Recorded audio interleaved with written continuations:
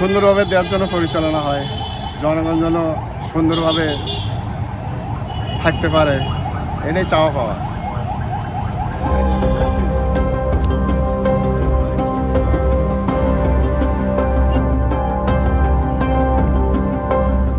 আমরা শান্তি চাই, যারা শান্তি করে চলে। আমরা সাধারণ মানুষ যারা আছে, গরিব দুঃখী মানুষ আছে, কম মজুরি, রিক্সা চালানো, ঠেলা গাড়ি, হ্যাঁ, শান্তিতে আমরা বছর যাবো করতে পারি।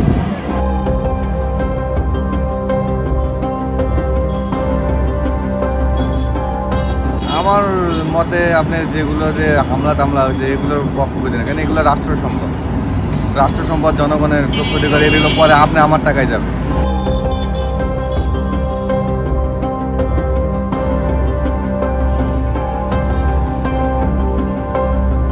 দেশ স্বাধীন দেখি নাই কখনো, কিন্তু আল্লাহর কাছে লাখো কোটি শুকরিয়া দেন আমরা দেশ স্বাধীনটা দেখছি।